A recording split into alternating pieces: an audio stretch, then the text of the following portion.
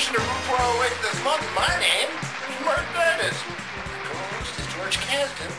The other co-host is Mike Dell. And lastly, the man himself, Mr. Philip Malone. Let's have a big hand for these people.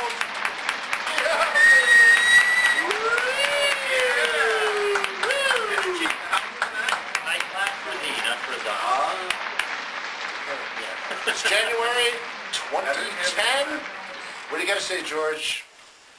How are you? I'm doing quite well. I love January. It's a winter month, and I love winter. It's my birthday month. I love it. It's nice to wait. When's your birthday? My birthday's at the end of the month. You hear that, folks? Make sure that you send him nothing. What do you guys? What do you think? Talk to me. Happy 2010. 2010. 2010. There was an Arthur C. Wonderful, Clarke. merry time of year. Beautiful. Arthur C. Clarke wrote a novel called 2010, did he not? I don't know. The sequel to 2001. I like Arthur C. Clarke. He used to have a good show on TV, whatever it was called. I was watching segments out of the movie 2012 today. That was enough to scare the shit out of me. It's right along the same line, I think. Nice. Well, Welcome. Welcome right back, actually. Always glad to have you here with the domicile. many salutations. Anyways, here we go with our usual news you can't use, people. Don't even try. Story number one. Here we go. What happens if they can be? What happens if, have you ever gotten any feedback from people who've actually gotten use out of the previous news you can't use segments to find out that in fact they wound up using it? Absolutely not. I forgot to turn my light on. Anyways. See, he's actually tempting him to try to use it. That's right. News you can't use story number one, people. Robbers caught using worst disguise ever. 2 men arrested over a burglary attempt were found with fake beards and masks scribbled on their faces with a permanent marker, George. Police stopped their car after it matched the description of a vehicle used by 2 men who broke into an Iowa apartment. Officers were surprised to find the men with masks, beards, mustaches, painted on their face in some sort of rudimentary disguise. Police believe the men may have been under the influence of alcohol when they devised their disguises. Police later determined that they were under the influence of stupidity. My co-host George Casual Kasdan, Mike Cattell, Philip C. Malone, Rebuttal! Would it take to turn around and talk and just take the mark or just write, I am stupid on my face? What do you think about these guys? Sure someone didn't set him up to do this? College Frank, a little hazy? Apparently, one of the gentlemen, they were going to his ex's apartment or something. Gangbanger. What do you think about that, Mike? Is that something you would do, or would you bother to put on a mask? That's spelling. They always say there's 25 ways to commit a crime, 50 ways of getting caught, and this is one of them. A word to the wise. They were going. Yeah, I'm good. Where were they on their way to again? Where were they on their way to? His ex's apartment, they got caught breaking and entering. Oh, to seek revenge on her by drawing what a matching marker mustache on her? Disguise. Take that! A little snidely whip there. You think they would just figure it out to be easier? They couldn't afford back the economy. Anyways, news you can't use. Story number two, people. Here we go. Horse falling off French restaurant menus, Mike. Paris. Reuters.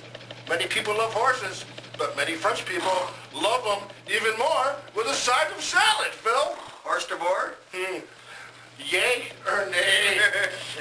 Anyways, consumption of horse meat has fallen 12% in the last 2 years and currently makes up less than 1% of the French diet. Only a few years ago, horse meat was relatively easy to find. Now, it's difficult to track down, George. Accounts vary on how most French people feel about the equine delight. My co-host, George Kasdan, and my other co-host, Mike Cattell, and the other co-host, Philip C. Malone. Rebuttal! Well, you say it used to be easier to find.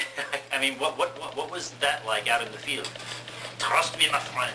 I think that is the horse in the not the cow. I don't know about you, but a properly cooked Shetland pony can be rather succulent.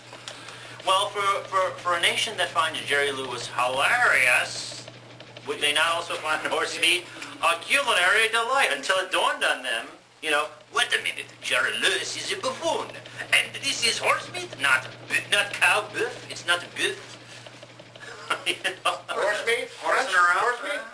Escargot? Have you ever had it, Mike? You got some pretty exotic stuff. Escargot? Hey, I'm a mayo. What about you? They probably need it for gelatin, though. That's probably what's Check over going glue on. factories, we have no glue. Well, to be fair, I mean, I've never tasted horse meat. I have been told that it Time out. is on the sweet side. You know. I got some horsehair. Really? Bracelet. Ah, nice. Horsehair bracelet. No, I really don't want to They're feel shipping it. They're exporting it, right? It looks very nice, Mike. I grant you Yeah, that. it looks great. Does it taste like But I won't be chicken? touching it anytime. Does the horse taste like chicken? I have no idea. I guess at some level everything does, I've heard. Anyways, news you can't use story number 3 in our last one for this episode, huh? Naked girls plow fields for rain. You heard that correct, Mike. India. Reuters. Farmers in eastern Indian villages have asked their unmarried daughters to plow parched fields naked in a bid to embarrass the weather gods and bring badly needed monsoon rains, George. The naked girls plow fields and chant ancient songs to invoke the gods, Phil. The villagers believe their acts will save the crops, so the social custom will continue until it rains heavily. My co-host, George Canton, the other co-host, Phil, and the other co-host, Mike. What were they chanting? Rainbow! Are you sure they weren't plowing naked just because it was so damned hot there? This is so-called an actual custom there.